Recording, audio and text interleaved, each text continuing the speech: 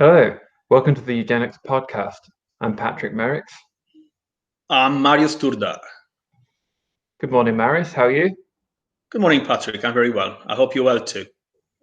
Very good, thanks. I'm all ready to talk about eugenics, history of eugenics. So it's good we have a podcast. Today we'll be talking about racism and the Roma minorities.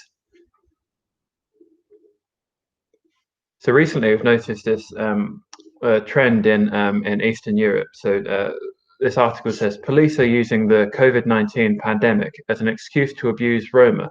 So what's going on here, Marius? It's quite worrying. Well, we can see it's a racialization of the pandemic in East Central Europe, with a particular group being targeted as vectors of disease. Now, that ties in, regrettably, with a long process of discrimination against the Roma, racism, and other practices that are characteristic, in a way, of the Roma history in East Central Europe. So what we could see at the moment is a combination of factors. Some of them are historical, some of them are social, some of them are economic, and they all conflate to articulate or re-articulate, better to say, a new form of racism against the Roma in East Central Europe. But discrimination of the Roma is nothing new.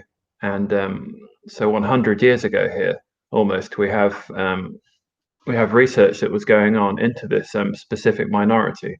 So what's this about? Research about the racial characteristics of the Roma started early on during the first decade of the 20th century. We have developments in medicine, physiology, and immunology trying to help anthropologists identify better certain racial characteristics. So what we have here, we have the Polish immunologist Ludwig Hirschfeld, who applied the blood group research to anthropological ethnical origins of various people across East Central Europe. And here on my left, or the left of the slide, we have the first example coming from Hungary in the 1920s, where two very important Hungarian scientists applied blood group research to see whether there is a difference in terms of the racial characteristics of the Roma comparing to the Hungarian and the German populations. And these studies accelerated quite rapidly during the Nazi period. So what happened during this period, Marius? So the racial research about and onto the Roma continued throughout the 1920s and 30s across East Central Europe. But of course, it reached a certain intensity in Nazi Germany, as we know. So on the one hand, you have the entire eugenic rhetoric about the Roma as asocial elements, as negative, dysgenic members of society that have to be, if not sterilized, at least put into colonies and separated from the majority. And that is in combination with the racial research that try to find whether there is something specifically Roma about the Roma. Can we find not only something about their origin, but what makes a Roma Roma? What makes a Jew a Jew? So they employed the entire arsenal of racial science available at the time to try to identify that, leading to human experiments in concentration camps carried out by Mengele, to measurements of their skulls, their heads, as we can see in this image by Eva Justin, and finally to the extermination in the Nazi concentration camps. So you mentioned the extermination, and here we have a specific camp. So where is this, and who are these people? That's a Nazi extermination camp in Nazi-occupied Poland, and these are Roma prisoners from Eastern Europe. So by 1940s, the Nazi regime is orchestrating a full-fledged program of annihilation, extermination of the Roma, alongside the extermination of the Jews and other inferior people, the Slavic nations, and so on and so forth. But this is something that goes on in other countries in East Central Europe. And of course, we have the example of Romania and the deportation of the Roma to Transnistria. And it is extremely worrying to remember the figures. So in Romania, we have over 12,000 children being killed during the deportation in Transnistria. And this image too is very evocative because you have so many children taken to extermination camps in Germany. And it's important to remember how the Romani themselves refer to this moment in their own history. They use the term Oraimosh or Samudari Pen, basically trying to emphasize both the profound shame and suffering, the traumatic experience that comes with it, but also how it ripped apart the entire community. So unfortunately, the discrimination continued after the Second World War. So what was life like for the Romani under communism?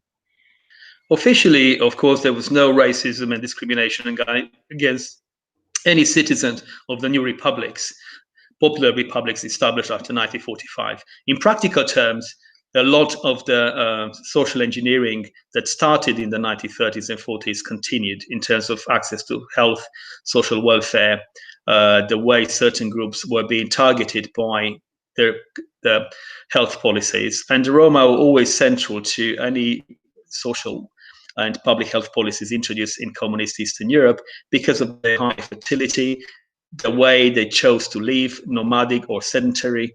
Regrettably, a lot of these factors contributed to perpetuating forms of discrimination against the Roma and forms of racism against the Roma that by the end of the 1980s led to images such as the one we have here from northern Romania, where we could see exactly the absolutely horrible conditions they lived in. So it's not just social engineering, but there are elements of reproductive control, which we have recently seen brought to light. So what can you tell us about sterilization of Romani women? Certain eugenic practices, including sterilization, continued unabated after 1945, not only in Western Europe, so we have the cases of sterilizations in Sweden, cases of sterilization in Switzerland, but also in East Central Europe. And the case of the Romani women in the Czechoslovak Republic in Czechoslovakia is quite poignant because there were many women who were sterilized on the premise that their fertility represents a threat to the majority, and secondly, the old eugenic argument about protecting the majority from the minority. The health of the nation was designed and described in very powerful eugenic terms that actually eliminated the Roma or kept them at the margins of the canonical definition of the nation.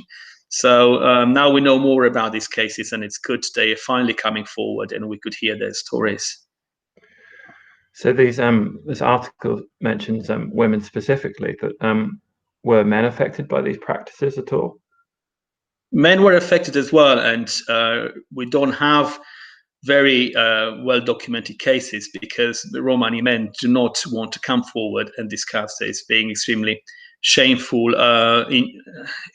In general, it is very shameful for them to accept they've been sterilized, but I think it is particularly a problem for a Romani man to come forward and admit that he was sterilized, and as a result, he could not have children. Children are so important to the Roma community, and having children is seen as one of the important markers of a complete individual. And to admit that actually you are unable to do that, it reduces you in a certain way. So Romani men are very shy, but also in a way reluctant to come and talk to us about what happened to them. So returning to northern Romania here, what does this image mean here? We see a wall being built in this city, northern Transylvania, and basically illustrates again how currently the Roma are segregated, mistreated, and the entire discussion about disease and social welfare is being, on the one hand, it's being discussed in eugenic terms, on the other hand, it's being racialized during the pandemic crisis. So it is very interesting how racism and COVID-19 and long embedded eugenic language, and practices continue to work across the region to marginalize, segregate, and mistreat the Roma people. Well, it's been a very sombering but no less important episode today, and I want to thank you, Marius, for joining me in this engaging discussion. Also, thank everyone for viewing and listening to this. So once again, thank you, Marius, and see you next time. Thank you, Patrick. Till next time.